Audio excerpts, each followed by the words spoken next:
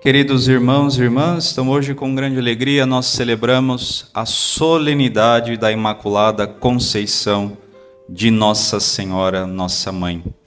Celebramos essa solenidade no tempo do Advento e dentro da novena, em honra a São João da Cruz, nosso Pai, padroeiro do Carmelo, a quem nós queremos honrar, prestigiar nesses dias e aprender com ele o caminho da vida interior.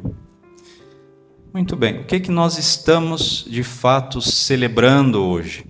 O que significa dizer que Nossa Senhora é Imaculada Conceição? Vejam só, nós temos aqui na primeira leitura o livro do Gênesis, e nessa ocasião Deus está procurando Adão, logo depois que ele e Eva caíram no pecado original. E depois de todo o diálogo, Deus percebe, ele já sabia, mas percebe que Adão e Eva tinham desobedecido aquilo que fora a ordem dele, que eles tinham comido da árvore do conhecimento do bem e do mal. E depois da queda, então, Deus faz uma promessa. Deus realiza uma promessa. Porei, diz ele para a serpente, porei em ti uma inimizade entre ti e a serpente, entre ti e a mulher, entre a tua descendência e a dela. Uma inimizade que é querida por Deus. Os santos padres e a igreja enxerga nesse dizer de Deus, aí há o fundamento da Imaculada Conceição. Por quê? Porque é uma inimizade proposta, dita pelo próprio Deus. A gente sabe muito bem que o pecado é aquilo que em algum momento nos torna amigos de Satanás. Que a mancha do pecado é exatamente porque de alguma forma nós fizemos aliança com ele. Mas a inimizade de Nossa Senhora é uma inimizade ontológica, uma inimizade querida, quista e posta nela pelo próprio Deus. Não existe em nenhum momento aliança entre Maria e a serpente. É sempre inimizade. É sempre uma contra a outra. E por isso, desde o momento da sua concepção, Maria não teve a mancha do pecado original que todos os degredados filhos de Eva têm. Foi preservada. E foi preservada, obviamente, em vistas daquilo que ela seria, a mãe de Deus, a mãe de Jesus, a mãe do Salvador, a mãe do Redentor. Veja a bondade de Deus que quer reescrever a história a partir de uma mulher, dado que foi pela mulher que o pecado entrou no mundo num primeiro momento. E é pelo sim desta mulher, toda pura, imaculada, cheia de graça, que ele nos dá o maior dos presentes, o nosso Redentor, nosso Salvador.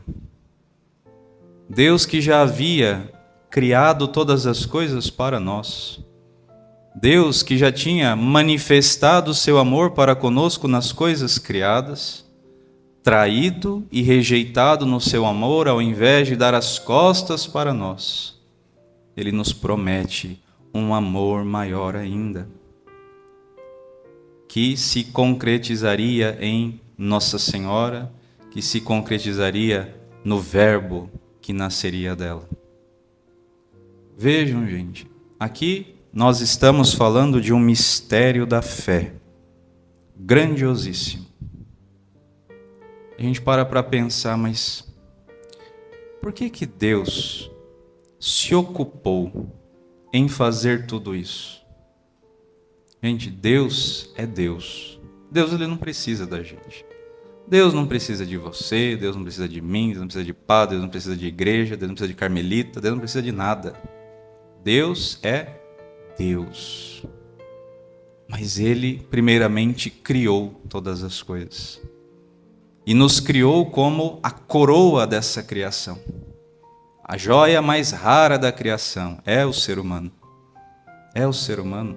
E esse ser humano é o único que pode contemplar as coisas criadas. E nas coisas criadas, Deus deixou vestígios do seu próprio ser. Mas como na criação o homem se corrompeu, o homem pecou, Deus, Ele, amando mais ainda, Ele manifesta a obra da sua redenção. E começa então com esta promessa de que uma virgem, de que essa mulher imaculada, com a sua descendência, teria uma inimizade mortal com a serpente e pisariam a cabeça dessa serpente. Por que ele fez tudo isso? Ele fez tudo isso por causa de nós. Por causa de nós. Entendam, toda pessoa apaixonada, toda pessoa que ama o outro, quer provar para o outro que ama. E por isso realiza atos, primeiro para se fazer conhecer. Deus criou todas as coisas para que o ser humano olhasse e se perguntasse, mas quem fez tudo isso? Quem fez essa criação tão bela, tão harmônica? Quem fez o sol? Quem fez a água? Quem fez o vento? Quem fez as árvores? Quem fez a terra? Quem me fez? Deus criou todas as coisas como um ser que é amor. Por amor Ele fez, para que nós, reconhecendo na criação a sua presença, nós pudéssemos conhecê-lo, saber quem Ele é.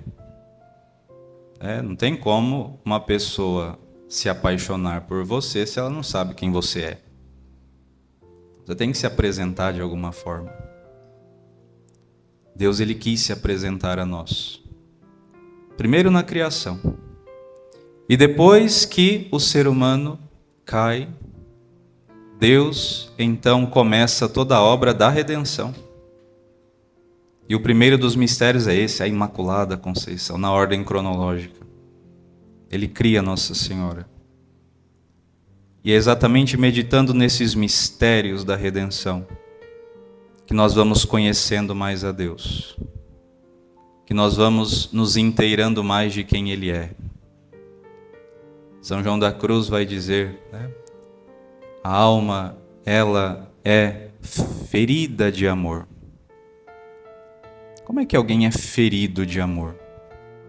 A ferida de amor vem porque ela fez a experiência de ser alvo da benevolência, da bondade, da atenção, da importância do coração de alguém.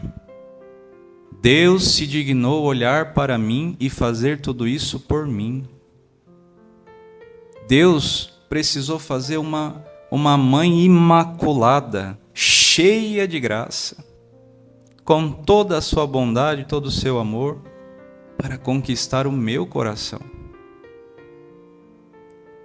Como o rapaz apaixonado quer fazer de tudo para agradar e para fazer notar que de fato ele ama, que de fato ele quer se entregar, que de fato ele quer ter a pessoa com ele.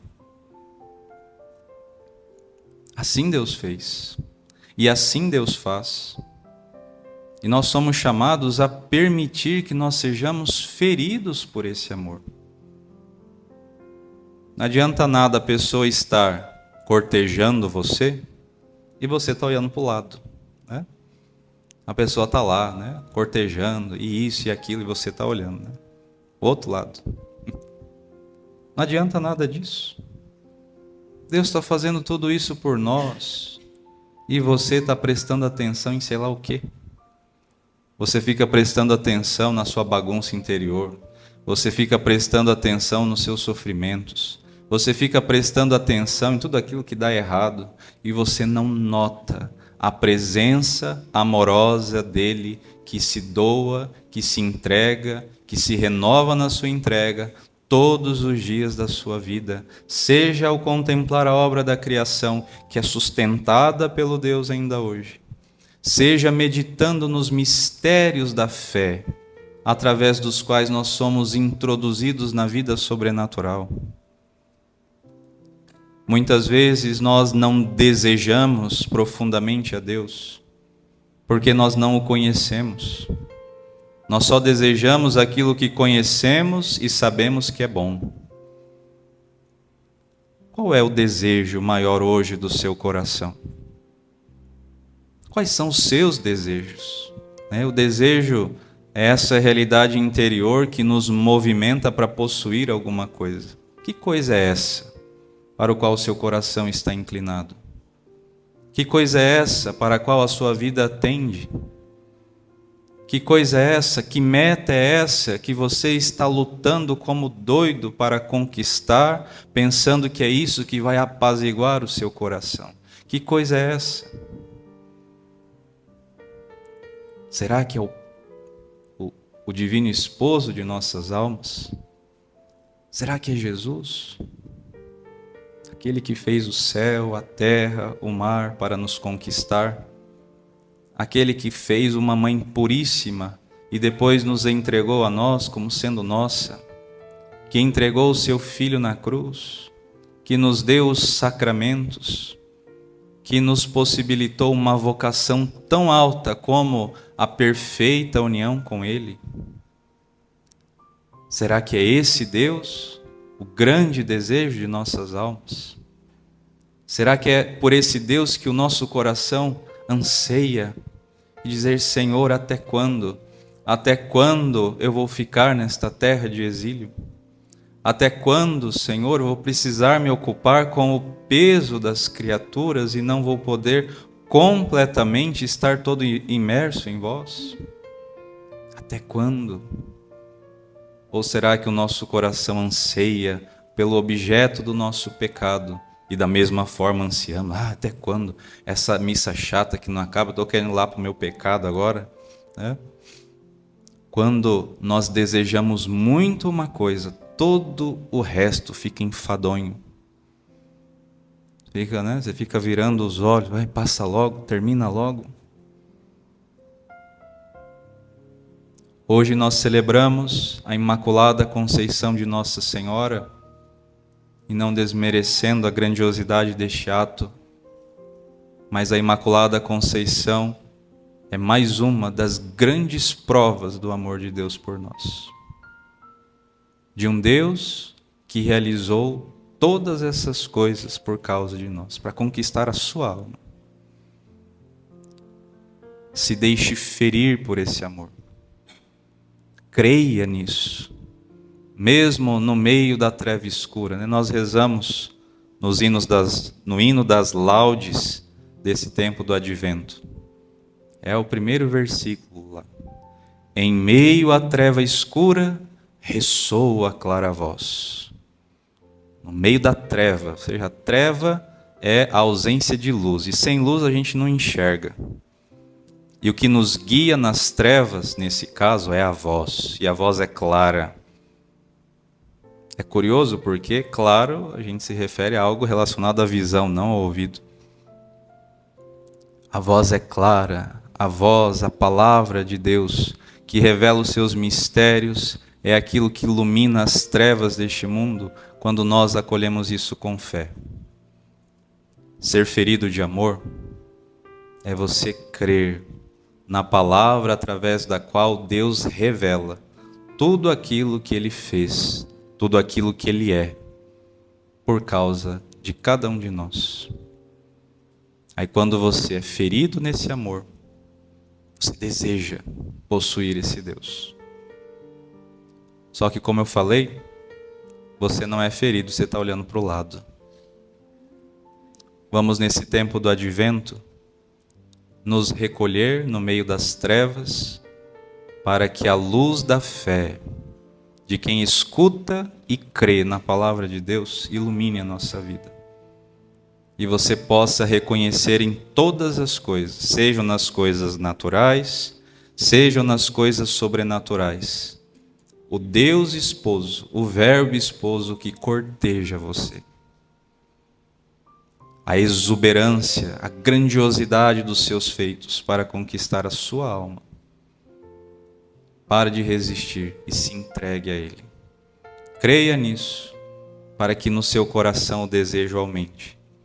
Aumente cada vez mais. E esse desejo nos movimenta, esse desejo nos lança, esse desejo nos inquieta para um dia possuir definitivamente o Verbo esposo, que vai transformar a nossa alma nele. Seremos um só coração, uma só alma, uma só coisa com ele, unidos nesse amor esponsal ao qual todos nós somos chamados.